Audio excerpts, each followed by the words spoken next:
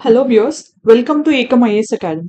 ఈ రోజు మనం డిస్కస్ చేయబోతున్న టాపిక్ ఏంటి? ఎలక్టోరల్ బాండ్స్ ని రీసెంట్ గా సుప్రీం కోర్ట్ కొట్టివేసిన సంగతి తెలిసిందే.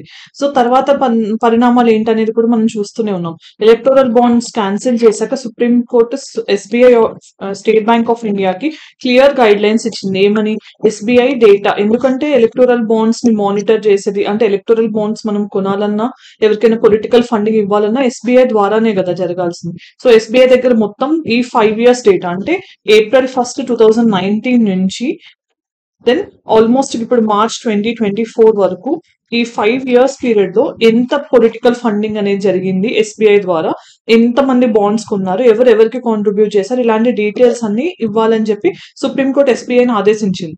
సో ఇప్పుడు మనకి ఫిబ్రవరి 14th 15th టైంకి మనకి ఎలక్టోరల్ బాండ్స్ అనేది రాజ్యాంగ విరుద్ధం అని చెప్పి సుప్రీంకోర్టు చెప్పింది.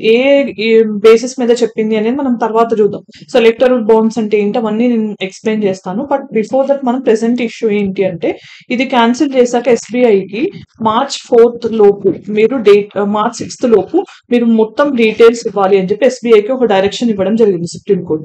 తర్వాత ఏమైంది? ఎస్బీఐ అనేది March 4th సుప్రీంకోర్టు ముందు ఒక పిటిషన్ వేసి, మాకు March 4th అంటే March 6th లోపు టైం కుదరదు, సో మేము ఆల్మోస్ట్ ఒక June 30th వరకు మీకు డెడ్ లైన్ అడుగుతున్నాం, మాకు ఇంత టైం కావాల్సి ఉంటుంది, ఎందుకంటే చాలా ఎక్కువ డేటా ఉంది, అదంతా కలెక్ట్ చేసి మేము డిస్క్లోజ్ చేయడానికి టైం కావాలి అని చెప్పి సుప్రీంకోర్టుని అప్రోచ్ అవ్వడం జరిగింది.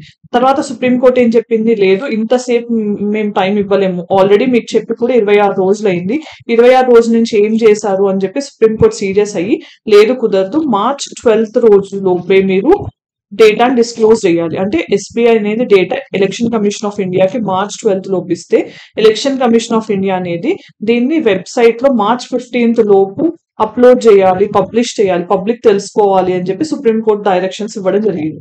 దీంట్లో భాగంగానే మనకి March 15th అంటే ఈ రోజే కదా, సో నిన్న నైటే అంటే March 14th నైటే ఎలక్షన్ కమిషన్ ఆఫ్ ఇండియా అనేది మనకి డేటా అనేది, అంటే ఎస్బీఐ ఏదైతే డేటా సబ్మిట్ చేసిందో దాన్ని వాళ్ళు వెబ్సైట్ లో పబ్లిష్ చేయడం జరిగింది. సో ఈ డేటాని మనం అనలైజ్ చేస్తే చాలా షాకింగ్ న్యూస్ తెలుస్తున్నాయి అనమాట. షాకింగ్ న్యూస్ అంటే ఎలా అంటే, ఆల్మోస్ట్ గా ఎవరైతే మనం ఫేమస్ గా అంటే పొలిటికల్ ఫండింగ్ కాంట్రిబ్యూట్ చేస్తారు, లేకపోతే గవర్నమెంట్స్ ని రన్ చేస్తున్న కంపెనీస్ అనుకుంటున్నామో, ఆ కంపెనీస్ అసలు ఫండింగ్ లిస్ట్ లోనే లేవు. బట్ అన్నోన్ కంపెనీస్ ఏవైతే ఉన్నాయో వాళ్ళు ఎక్కువ డొనేషన్స్ ఇచ్చారని, ప్లస్ ఇచ్చిన డొనేషన్స్ మొత్తంలో 48% డొనేషన్స్ అనేవి, అంటే అప్రాక్సిమేట్లీ 50% డొనేషన్స్ అనేవి టాప్ 20 డోనర్స్ నుంచే వచ్చాయి. అంటే వీళ్ళు చాలా ఎక్కువ కాంట్రిబ్యూషన్స్ ఇచ్చారు. సో ఇవన్నీ కూడా మెయిన్ గా ఎగ్జామినేషన్ పర్స్పెక్టివ్ లో మనకి ఎవరెంత ఇచ్చారు ఇలాంటివి అవసరం లేకపోయినా మనం తెలుసుకోవాల్సిన విషయాలు ఏంటి? మరి ఇంత ఫండింగ్ ఇస్తే ఇన్కమ్ ట్యాక్స్ కానీ ఎన్ఫోర్స్మెంట్ డైరెక్టరేట్ కానీ ఊరుకుంటుందా? అంటే ఇదంతా లీగల్ గా వాళ్ళు చూపించాలి కదా.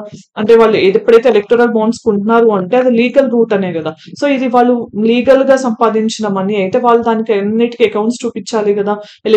ఎలక్టోరల్ బాండ్స్ ఎందుకు, ఎంత కొన్నారు, ఎలా కొన్నారు, దేని నుంచి ఆ మనీ వచ్చింది, ఇవన్నీ కూడా చూపించాల్సి ఉంటుంది కదా. సో ఈ డేటా అనేది ఇప్పుడు ఈ ఇన్కమ్ ట్యాక్స్ అను ఎన్ఫోర్స్మెంట్ డైరెక్టరేట్ కి చాలా ఉపయోగకరంగా మారనుంది. సో ఈ తరుణంలో మనం అర్థం చేసుకోవాల్సిన విషయాలు ఏంటి అంటే, మొత్తం డొనేషన్స్ ఇప్పటి వరకు పొలిటికల్ ఫండింగ్ ద్వారా వచ్చింది 11,671 crores అని నిన్న election commission of India data బట్టి అర్థమైంది. సో ఇంత ఫండింగ్ అనేది ఇవ్వడం జరిగింది. సో అన్నిట్లోనూ టాప్ మోస్ట్ కంపెనీ ఏంటి? Future gaming group. సో ఈ లాటరీ కింగ్ అని కూడా అంటారు, ఫ్యూచర్ గేమింగ్ గ్రూప్. ఇది నిన్నటి వరకు పెద్దగా తెలియని కంపెనీ. సో ఈ కంపెనీ లాటరీ కింగ్ అంటున్నారు ఫేమస్ గా ఈ పర్సన్ ని. సో ఈయన almost 1368 crores, that means 1368 crores political funding చేశారు అని ఈయన బిగ్గెస్ట్ డోనర్ గా లిస్ట్ చూస్తే అర్థమవుతుంది. తర్వాత మనకి మన డిఫరెంట్ పర్సన్స్ ఉన్నారు, బట్ మన తెలుగు స్టేట్స్ నుంచి for example Megha infra and engineering services వాళ్ళది ఉంది, తర్వాత రెడ్డీస్ ల్యాబ్ ఉంది, ఇలా కొన్ని పర్టికులర్ కంపెనీస్ ఇవి కూడా మనకి మెయిన్ గా కాంట్రిబ్యూట్ చేయడం జరిగింది, యశోదా గాంధీ. సో ఇవన్నీ కూడా ఇప్పుడు వాళ్ళు పొలిటికల్ ఫండింగ్ ఎంత ఎంత ఎంత ఇచ్చారనే దానికి అకౌంట్ అకౌంట్స్ చూపించాల్సి ఉంటుంది కదా.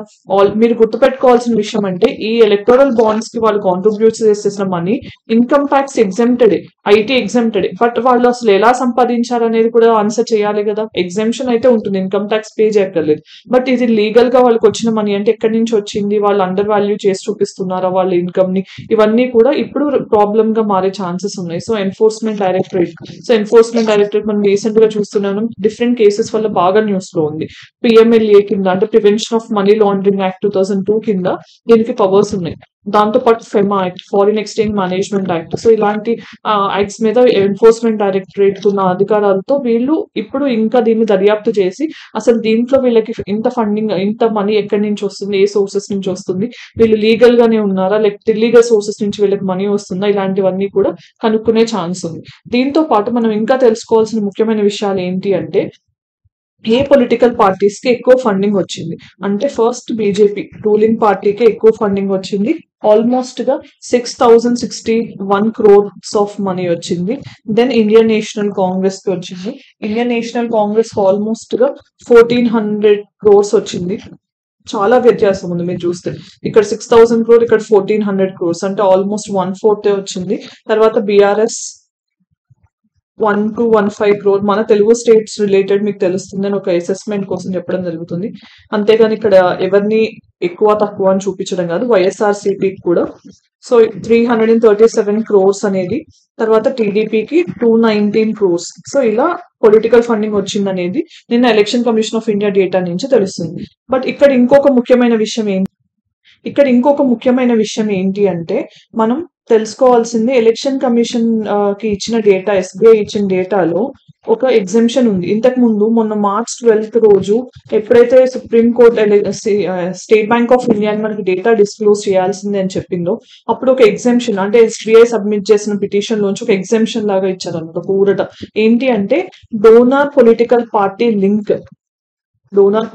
పార్టీ లింక్ అనేది రివీల్ చేయాల్సిన అవసరం లేదు, అంటే మేము రివీల్ చేయడానికి టైం పడుతుంది, కొంచెం ఎగ్జామ్షన్ ఇవ్వండి అని అంటే ఎస్బీఐ విజ్ఞప్తి మేరకు సుప్రీంకోర్టు దీన్ని అంగీకరించింది. బట్ ఇప్పుడు సుప్రీంకోర్టు ఏం చెప్పింది, మీరు ఎందుకు మొత్తం డేటా ఇవ్వలేదు, దాంతో పాటు ఎవరు ఏ పొలిటికల్ పార్టీకి ఎంత కాంట్రిబ్యూట్ చేశారనేదే కదా మెయిన్ గా తెలవాల్సింది మనకి ఎలక్టోరల్ బాండ్స్ లో. ఈ డేటా మీరు ఎందుకు డిస్క్లోజ్ చేయలేదు అని చెప్పి సుప్రీంకోర్టు ఈ రోజు ఎస్బీఐ మీద సీరియస్ అయ్యి దీన్ని నెక్స్ట్ March 18th కి వాయిదా వేసి ఖచ్చితంగా మాకు ఈ డేటా కావాల్సిందే, పొలిటికల్ పార్టీకి డోనార్ కి మధ్య ఉన్న లింక్ ఏంటి, ఎవరు ఎంత పే చేశారని తెలవాల్సిందే, ప్రజలకి ఎవరైతే ఓట్ చేస్తున్నారో వాళ్ళకి తెలుసుకునే హక్కు ఉంది, మీకు బాధ్యత ఉంది అని చెప్పి సుప్రీం కోర్టు చెప్పడం జరిగింది. ఇప్పుడు మనకి పొలిటికల్ పార్టీస్ ఇండివిజువల్ థింగ్స్ చూసాం కదా. సో ఎక్కువ ఏ సెక్టర్స్ నుంచి కాంట్రిబ్యూషన్స్ వచ్చాయి అని అంటే ఇన్ఫ్రాస్ట్రక్చర్ కానీ, కన్స్ట్రక్షన్ కానీ, మైనింగ్ కానీ, ఫార్మాసిటికల్స్. సో వీటి నుంచి ఎక్కువ పొలిటికల్ పార్టీస్ కి డొనేషన్స్ వచ్చాయి. సో ఇక్కడ గుర్తుపెట్టుకోవాల్సిన విషయాలు ఏంటి, మీరు మెయిన్ థింగ్ ఏంటంటే అసలు ఎలక్టోరల్ బాండ్స్ అంటే ఏం లేదు, ఒక ఇన్స్ట్రుమెంట్ అన్నమాట. బాండ్ అంటే ఒక ఇన్స్ట్రుమెంట్. ఈ బాండ్ కొన్న వాళ్ళు ఏం చేస్తారు, ఎవరైతే బాండ్ కొన్న వాళ్ళు మనీ ఎవరికి కావాల్సిందో వాళ్ళకి బాండ్ ద్వారా మనీ ఇస్తారు. ఓకే, సో రిటర్న్ లో వాళ్ళకి ఏంటి అంటే ఇక్కడ ఎలక్టోరల్ బాండ్స్ లో ఏం లేదు, మన పార్టీ నచ్చితే మన సిద్ధాంతం మేరకు మన పార్టీ గెలవాలనో లేకపోతే ఆ పార్టీ ఉంటే దేశానికి మంచిదనే ఉద్దేశంతో ఎలక్టోరల్ బాండ్స్ రూపంలో పొలిటికల్ ఫండింగ్ ఇవ్వచ్చు అని చెప్పి ఇది 2017 లో తీసుకొచ్చిన స్కీమ్. సో మనకి దాని ఎందుకు వివాదాస్పదమైనది అదంతా మనం లేటర్ డిస్కస్ చేద్దాం. బట్ ఇక్కడ మనం గుర్తుపెట్టుకోవాల్సిన విషయం ఏంటి, మెయిన్ గా ఈ ఎలక్టోరల్ బాండ్స్ అనేవి ఇండివిజువల్స్ ఇవ్వచ్చు, అంటే పర్టికులర్ పర్సన్ మీరు నేను కూడా ఇవ్వచ్చు మనకున్న మనీని తగ్గట్టు. తర్వాత కార్పొరేట్స్ ఇవ్వచ్చు, అంటే కంపెనీస్ ఇవ్వచ్చు. సో ఇంతకు ముందు ఒక ప్రొవిజన్ ఉండేది, కంపెనీస్ అంటే ఓన్లీ ప్రాఫిట్ మేకింగ్ కంపెనీస్ మాత్రమే ఇచ్చేటట్టు, అంటే ఎలక్టోరల్ బాండ్స్ రాకముందు ఓన్లీ ప్రాఫిట్ మేకింగ్ కంపెనీస్ ఇవ్వచ్చు. ఆ ప్రాఫిట్ మేకింగ్ కంపెనీస్ కూడా ఓన్లీ 7.5% ఆఫ్ ద ప్రాఫిట్స్ ని మాత్రమే వాళ్ళు ఇవ్వడానికి ఉండేది, అంటే లాస్ వచ్చే కంపెనీస్ ఈ పొలిటికల్ ఫండింగ్ ఇవ్వకుండా ప్రొవిజన్ ఉండేది. దాంతో పాటు ఇంతకు ముందు ఫారిన్ కంపెనీస్ ప్రొవిజన్ ఉండేది కాదు, వాళ్ళు ఫారిన్ కంపెనీస్ ఎవరైనా ఇండియాలో పొలిటికల్ ఫండింగ్ ఇచ్చే ప్రొవిజన్ లేదు. బట్ ఇప్పుడు రీసెంట్ గా ఎలక్టోరల్ బాండ్ స్కీమ్ అయితే మనం తీసుకొచ్చాము 2017 లో, దాంట్లోనే కొన్ని మార్పులు చేసాం. దేనికి, కంపెనీస్ చట్టానికి మార్పులు చేసి అప్పటి నుంచి మనం ఏ కంపెనీ అయినా, అది ప్రాఫిట్ మేకింగ్ అయినా లాస్ మేకింగ్ అయినా ఏదైనా కూడా, అంటే ఫారిన్ ఫండింగ్ ఉన్న ఫారిన్ కంపెనీ అయినా కూడా పొలిటికల్ ఫండింగ్ ఇవ్వచ్చు ఎలక్టోరల్ బాండ్స్ ద్వారా అని చెప్పాం. సో ఇక్కడ మనకి నిన్న తెలిసిన విషయాలు ఏంటంటే చాలా మంది ఇండివిజువల్స్ కూడా కాంట్రిబ్యూట్ చేశారు. ఇండివిజువల్స్ అనే వాళ్ళకి ఇన్కమ్ ట్యాక్స్ లిమిట్స్ ఉంటాయి కదా, సో వాళ్ళకి ఎగ్జామ్షన్ ఉన్నా కూడా వాళ్ళు ఈ అకౌంట్స్ చూపించడం అనేది ఇప్పుడు చాలా ఇంపార్టెంట్ గా మారింది. సో కార్పొరేట్స్ కూడా. సో మీరు గుర్తుపెట్టుకోవాల్సిన విషయం ఈ రెండు. Election examination point of view లో ఎవరు ఎలిజిబుల్, పొలిటికల్ పార్టీస్ ఎలా, ఏ పొలిటికల్ పార్టీ ఎలిజిబుల్ అనేది తెలుసుకోవాలి, ప్లస్ ఎవరు ఎలక్టోరల్ బాండ్స్ కొనొచ్చు అనేది కూడా తెలుసుకోవాల్సిన విషయాలు. ఎలక్టోరల్ బాండ్స్ అనేది చాలా చాలా important topic exams point of వ్యూలో, ఎందుకంటే చాలా చర్చను, చాలా వివాదాస్పదమైంది కాబట్టి ఖచ్చితంగా అప్కమింగ్ డేస్ లో ఎగ్జామ్స్ ఏది జరిగినా కూడా దాని మీద క్వశ్చన్స్ వచ్చే ఛాన్స్ ఉంటుంది. సో మీరు అనుకోవచ్చు ఆల్రెడీ ఎలక్టోరల్ బాండ్స్ ని సుప్రీం కోర్ట్ క్యాన్సిల్ చేసింది కదా, ఇంకా క్వశ్చన్స్ ఎందుకు అని. అది క్యాన్సిల్ చేసినా కూడా దాని మీద క్వశ్చన్స్ వచ్చే ఛాన్స్ చాలా ఎక్కువ ఉంది. ఓకే, సో మనం ఇంకా తెలుసుకోవాల్సిన విషయం ఏంటి, సో మనం ఇప్పుడు చూస్తే మనం ఏమేమి డిస్కస్ చేయబోతున్నాం ఈ వీడియోలో భాగంగా అంటే, అసలు ఈ ఎలక్టోరల్ బాండ్స్ డేటా అనేది ఏం డిస్క్లోజ్ చేస్తుంది అనేది మనం ఆల్రెడీ చూసాం. వైఏ న్యూస్ అసలు ఎలక్టోరల్ బాండ్స్ అంటే ఏంటి, ఈ ఎలక్టోరల్ బాండ్స్ ని ఎప్పుడు ఎందుకు ఇంట్రడ్యూస్ చేశారు, దీనివల్ల ఉన్న ఇష్యూస్ ఏంటి, దాంతో పాటు ఎందుకు క్రిటిసిజం అట్రాక్ట్ అయింది, తర్వాత రీసెంట్ గా సుప్రీం కోర్ట్ చెప్పిన మెయిన్ వర్డిక్ట్ లో హైలైట్స్ ఏంటి, ఈ రీసెంట్ గా సుప్రీం కోర్ట్ ఎస్బీఐ మీద మీరు డేటా డిస్క్లోజ్ చేయకపోతే మార్చ్ 12 లోపు మీ మీద కంటెంప్ట్ అంటే కోర్టు ధిక్కరణ అనేది ఇనిషియేట్ చేయబడుతుందని చెప్పింది. సో దాంట్లో భాగంగా కంటెంప్ట్ ఆఫ్ కోర్ట్ అంటే క్విక్ గా చూద్దాం, తర్వాత what is the way forward. దీంట్లో భాగంగా మనం లాస్ట్ లో ఒక పర్టికులర్ వర్డ్ చూద్దాం, క్రోనీ క్యాపిటలిజం అంటే ఏంటి. సో క్రోనీ క్యాపిటలిజం అంటే ఏంటి, ఇది ఇండియాకి ప్రమాదకరం ఎలా అవుతుంది అనేది కూడా చూద్దాం. సో ఇప్పుడు మనం ఈ పాయింట్ ఆఫ్ వ్యూ లో ఇది polity and governance GS paper 2 in UPSC mains లో ఇది రిలవెంట్. సో డేటా ఎందుకు అంటే ఎలక్షన్ కమిషన్ నిన్న నైటే మనకి డేటా డిస్క్లోజ్ చేసింది అఫీషియల్ వెబ్సైట్ లో. సో ఎంతమంది ఎవరెవరికి కాంట్రిబ్యూట్ చేశారు. సో మీరు ఇక్కడ చూస్తే వీళ్ళందరూ టాప్ బయర్స్ అనమాట, అంటే వీళ్ళు ఎక్కువ ఎలక్టోరల్ బాండ్స్ కొన్నారు. ఇక్కడ మీరు చూస్తే అమౌంట్స్ ఉన్నాయన్నమాట, ఎవరు ఎంత కాంట్రిబ్యూట్ చేశారు. కానీ మనకి ఇక్కడ ఎంత కాంట్రిబ్యూట్ చేశారో మాత్రమే తెలుస్తుంది, వీళ్ళు ఎవరికి కాంట్రిబ్యూట్ చేశారు అనేది మనకు తెలియలేదు. అదే నిన్న సుప్రీం కోర్ట్ మళ్ళీ ఈ రోజు ఎస్బీఐని ఎవరు ఏ పొలిటికల్ పార్టీకి డోనర్, పొలిటికల్ పార్టీ ఎవరు ఏ పార్టీకి ఎంత ఇచ్చారు అనేది డిస్క్లోజ్ చేయాలి అని చెప్పింది అనమాట. సో ఇవన్నీ మీరు గుర్తుపెట్టుకోకర్లేదు, బట్ జస్ట్ మీ ఐడియా కోసం చూడాలి. తర్వాత ఇక్కడ ఏం అర్థమవుతుంది, ఇప్పుడు ఖచ్చితంగా ED, CBI, IT officials action తీసుకోవచ్చు, ఎందుకంటే ఆల్మోస్ట్ టాప్ 30 డోనర్స్ లో అట్లీస్ట్ 14 వాళ్ళ మీద వీళ్ళ అయి ఉంటుంది అనేది అర్థమవుతుంది అనమాట. ఇలాంటి కంపెనీస్ అన్నిటి మీద కూడా రేపు ఇన్కమ్ ట్యాక్స్ కానీ ఈడీ, ఐటీ అఫీషియల్స్ రైట్స్ అనేవి జరిగే ఛాన్స్ ఉంటుంది. తర్వాత ఇప్పుడు మనం తెలుసుకోవాల్సింది ఏంటంటే, is India's democracy on sale, అంటే మన ప్రజాస్వామ్యం అనేది అమ్ముడుపోతుందా అనేది మెయిన్ గా తెలుసుకోవాల్సిన విషయం. దాంట్లో మనకు తెలుసుకోవాల్సింది క్రోనీ క్యాపిటలిజం. క్రోనీ క్యాపిటలిజం అంటే ఏంటి అంటే, మనకి గవర్నమెంట్ ఎవరు రన్ చేస్తారు, పొలిటీషియన్స్ లేదా బ్యూరోక్రాట్స్. వీళ్ళు గవర్నమెంట్ ని రన్ చేస్తారు. సో ఈ గవర్నమెంట్ ఎలా రన్ చేస్తారు, వాళ్ళు ఎలక్షన్స్ లోకి రావాలి అంటే బ్యూరోక్రాట్స్ అనే వాళ్ళు ఫిక్స్డ్ గా ఉంటారు లేదంటే పర్మనెంట్ గా ఉంటారు. బట్ పొలిటీషియన్స్ ఎవ్రీ 5 years కి ఒకసారి ఎలక్ట్ అయ్యి మాత్రమే రావాలి కదా. సో ఈ రోజుల్లో మీకు తెలిసింది ఏంటంటే, ఎలక్షన్స్ లో గెలవడానికి మెయిన్ గా కావాల్సింది అన్నిటికంటే ఎక్కువ డబ్బు. సో అది మనం కాదనలేని వాస్తవం కదా. సో ఇక్కడ ఏంటంటే మనకి కార్పొరేట్స్ ఉన్నారు, అంటే బిజినెస్ గ్రూప్స్ ఇటువైపు ఉంటారు. సో వీళ్ళు ఏం చేస్తారు అని అంటే, కార్పొరేట్స్ ఎలక్షన్ టైంలో వీళ్ళకి ఫండింగ్ ఇస్తారు, ఫండ్స్ అంటే మనీ ఇస్తారు అనమాట. సో ఈ మనీ ఇవ్వడం వల్ల వీళ్ళు ఏం చేస్తారు, పొలిటీషియన్స్ ఆ మనీని యూజ్ చేసుకుని వాళ్ళు ఎలక్షన్స్ లో గెలిస్తే వాళ్ళకి రిటర్న్ లో కార్పొరేట్స్ కి కొన్ని బెనిఫిట్స్ ఇస్తారనమాట. అంటే ఫర్ ఎగ్జాంపుల్ వాళ్ళు ఏదైనా ఇండస్ట్రీస్ పెట్టాలంటే ప్రాపర్ గా డాక్యుమెంట్స్ లేకపోయినా, లేకపోతే వాళ్ళకి ఇంకేదైనా ప్రయోజనకరంగా అంటే అన్ఫేర్ అడ్వాంటేజ్ అనేది జరుగుతుంది వీళ్ళ వల్ల, అంటే నార్మల్ గా జరగాల్సిన దానికంటే అన్ఫేర్ గా జరుగుతుంది. దాన్నే క్రోనీ క్యాపిటలిజం అంటాం అనమాట. సో ఈ ఒక ఎస్టిమేట్ ప్రకారం ఏంటంటే, క్రోనీ క్యాపిటలిజం ఇండెక్స్ అనేది 2021 లో రిలీజ్ అయినప్పుడు వాళ్ళు చెప్పిన డేటా ఏంటి, ఇండియా అనేది 7th place లో ఉంది వరల్డ్ లో. మనమేమో హ్యూమన్ డెవలప్మెంట్ ఇండెక్స్ ర్యాంకింగ్ చూస్తే 134th place లో ఉన్నాం, అంటే డెవలప్మెంట్ లోనే లాస్ట్ లో ఉన్నాం. ఇలాంటి వాటిలో మాత్రం చాలా ముందు ఉన్నాం, అవునా కాదా. సో ఇక్కడ మనం తెలుసుకోవాల్సింది ఏంటంటే, దీంట్లో వాళ్ళు చెప్పింది ఏంటంటే, ఆల్మోస్ట్ ఈ క్రోనీ క్యాపిటలిజం ఎంత ఉంది ఇండియాలో అంటే 8% ఆఫ్ అవర్ జీడిపి. అంతా మనకి క్రోనీ క్యాపిటలిజం అనేది ప్రివలెంట్ గా ఉంది. సో ఈ క్రోనీ క్యాపిటలిజం అనేది మంచిదా అంటే డెఫినెట్లీ కాదు కదా. ఎందుకంటే ఇక్కడ ఎవరు బాగుపడుతున్నారు? ప్రజలు ఎన్నుకుంటున్నారు. వాళ్ళ చాయిస్ బట్టి మనం రెస్పెక్ట్ చేస్తూ వాళ్ళు మనకి ప్రజల సమస్యలు పరిష్కరించాలి. బట్ ఏం జరుగుతోంది? వీళ్ళ నుంచి ఫండ్స్ తెచ్చుకుంటా తర్వాత వాళ్ళని బెనిఫిట్ చేస్తున్నారు. అంటే ఇక్కడ లబ్ధి పొందుతుంది ప్రజలు కాదు, వీళ్ళిద్దరు మాత్రమే అనమాట. సో దాన్నే క్రోనీ క్యాపిటలిజం అంటున్నాం. సో ఇది చాలా నెగిటివ్ థింగ్ అనమాట, మనకి దేశంలో ఉండకూడని థింగ్. సో దీనివల్ల ఏమవుతుంది? అన్ఫేర్ అడ్వాంటేజ్ అనమాట. అన్ఫేర్ అడ్వాంటేజ్ అంటే అందరికీ సమానంగా అంటే రావాల్సిన విధంగా కాకుండా, లేకపోతే జరగాల్సిన విధంగా కాకుండా వాళ్ళకి మనం ఏదైనా అన్ఫేర్ గా అంటే ఈక్వల్ గా కాకుండా, లేకపోతే న్యాయంగా కాకుండా వాళ్ళకి ఏదైనా మనం చేస్తే కనుక అది అన్ఫేర్ అడ్వాంటేజ్ అవుతుంది. తర్వాత ఏమవుతుంది? దీనివల్ల మార్కెట్ కాంపిటీషన్ అనేది డిస్టార్ట్ అవుతుంది కదా. అంటే ఫర్ ఎగ్జాంపుల్ మనం ఇప్పుడు మనకి ఎవరైతే ఎక్కువ పొలిటికల్ ఫండింగ్ ఇచ్చామో వాళ్ళకి ఎక్కువ ప్రయోజనాలు మనం సమకూరేలా చేస్తే ఖచ్చితంగా మనం మార్కెట్ కాంపిటీషన్ ని మనం తక్కువ చేసినట్టే కదా. సో వాళ్ళు లాభం పొందుతారు. లేకపోతే వేరే వాళ్ళకి నిజంగా చేసే సామర్థ్యత అది ఉన్నా కూడా వాళ్ళు చేయలేకపోతారు. ఎందుకంటే ఒక కంపెనీకి గవర్నమెంట్ ఫేవరబుల్ గా ఉంది కాబట్టి. సో ఇది ఖచ్చితంగా మార్కెట్ కాంపిటీషన్ ఎఫెక్ట్ చేస్తుంది. దాంతో పాటు గవర్నమెంట్ పబ్లిక్ కి గవర్నమెంట్ ఉన్న నమ్మకం అనేది పోతుంది ఖచ్చితంగా.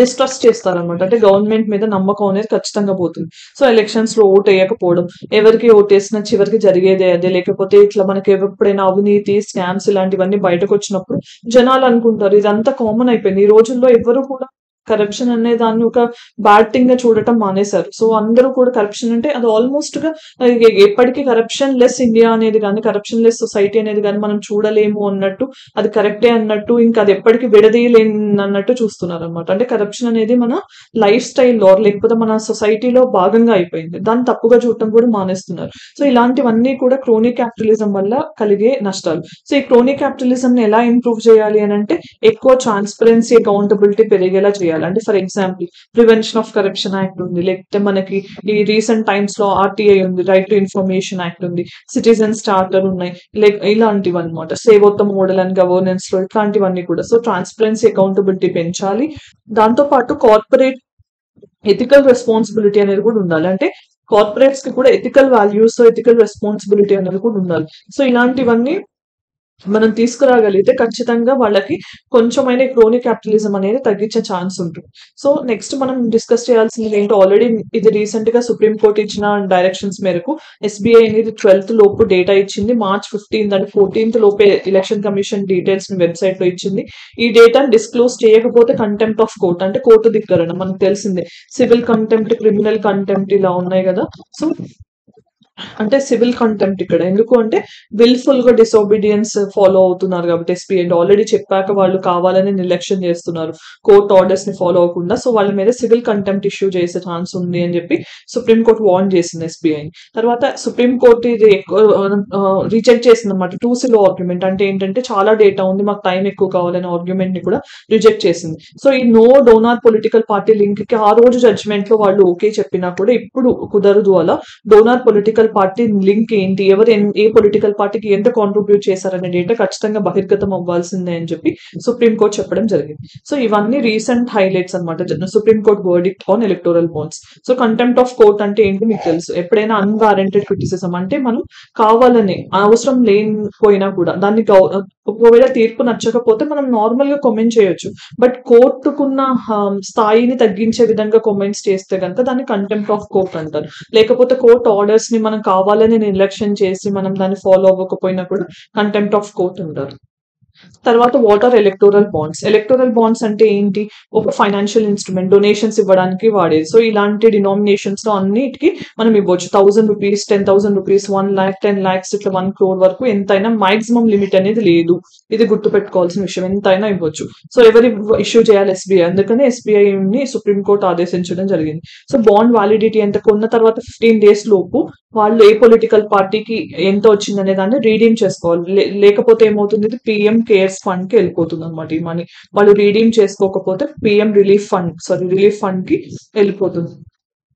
ఈ మనీ అనేది. సో ఎవరు పర్చేస్ చేయొచ్చు అంటే ఎనీ పర్సన్, ఇండివిజువల్ అయినా లేకపోతే కంపెనీ అయినా, ఇండియాలో అయినా ఫారిన్ కంపెనీస్ అయినా, ఇందాక నేను చెప్పినట్టు ప్రాఫిటబుల్ అయినా non profitable or loss making అయినా.